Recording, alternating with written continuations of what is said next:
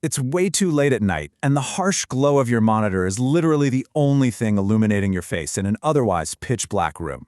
You're trying to fall asleep, but your brain is doing that absolutely infuriating thing where it hyperfixates on a vague, shimmering memory from the depths of the internet. You, my friend, are about to embark on a desperate quest. You're seeking a story you read once, absolutely loved, and then completely lost track of in the vast, totally unnavigable ocean of online archives. I mean, we've all felt that visceral, sinking panic, right? A beloved story is just stuck in your head. The characters, the dialogue, the specific emotional beats, they're so vivid you can practically touch them. But the title, the author, the platform you even read it on? Gone. It has completely vanished into the digital ether. You're left with just these scattered, disconnected fragments of a plot, desperately wondering, wait, what is that fic again? It's like this agonizing mental itch you just can't scratch, and it's slowly driving you mad. So what do you actually do when your own memory completely fails you? Well, you turn to the collective hive mind. You slip into your trusted Reddit persona, user Shiako-chan, and you head straight over to the r/One Piece fanfic community. 23 days ago, you pour your absolute heart out in a post, declaring to the void, "I'm quite desperate right now," complete with that little crying text emoticon. You are in a state of absolute agony, basically pleading for someone, anyone, to reunite you with this lost masterpiece. Okay, let's dive into this. Part 1. The Forgotten Clues.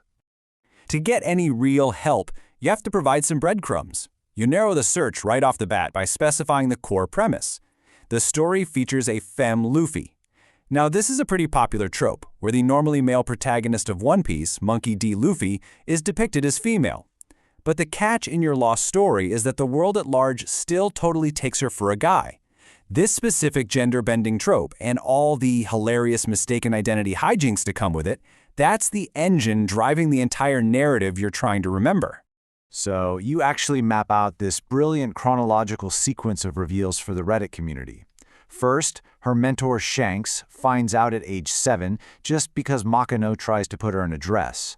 Then, at age 10, her brothers Sabo and Ace figure it out during a super chaotic bath time. Fast forward to age 17, and the swordsman Zoro discovers the truth right after a sea rescue. And finally, the rest of the crew only finds out way later, during the Alabasta arc, when they all go to a common bath together. But in your frantic post, you make sure to include this one very specific, hilarious caveat that you remember so vividly. You note that the whole crew finds out in Alabasta, except for Chopper, obviously. It's just a fantastic little detail that adds a much-needed touch of levity to your disparate search. Because of course Chopper, the reindeer doctor with a ridiculously heightened animalistic sense of smell, would already know. You hit post on your thread, and then the waiting begins.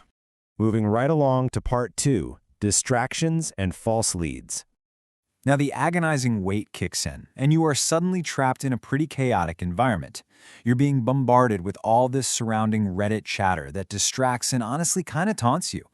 You see posts discussing the most underrated One Piece fanfics and endless debates on character pairings.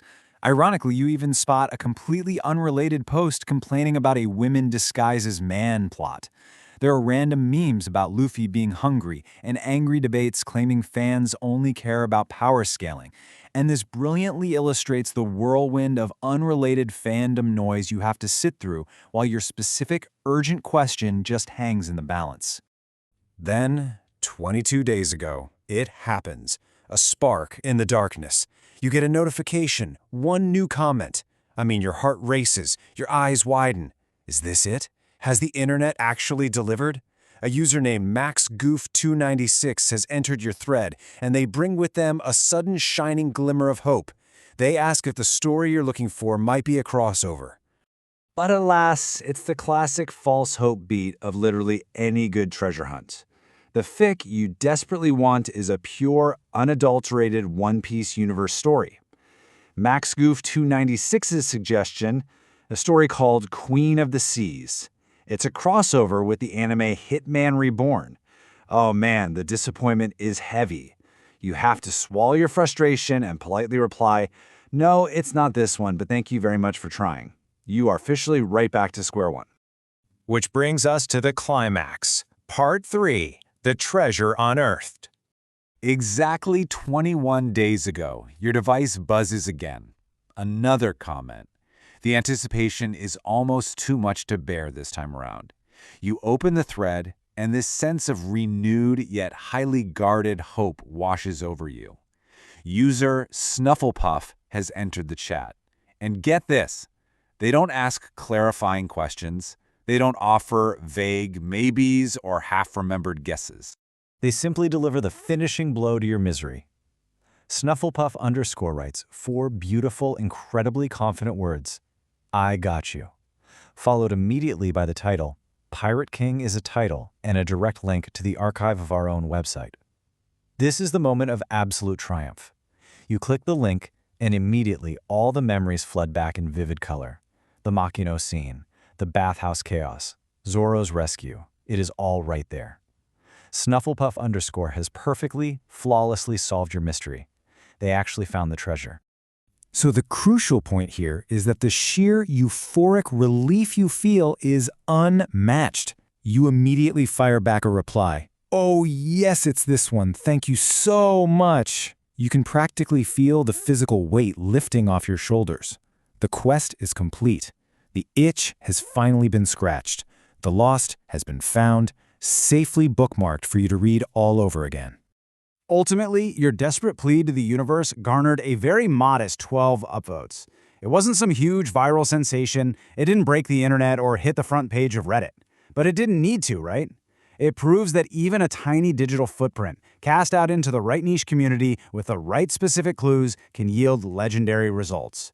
12 upvotes were more than enough to summon the exact person with the exact knowledge you needed to recover your lost treasure. It really speaks volumes about the power of collective memory and the incredible, highly specialized knowledge of these niche internet communities. They genuinely act as the dedicated living archives of our digital history.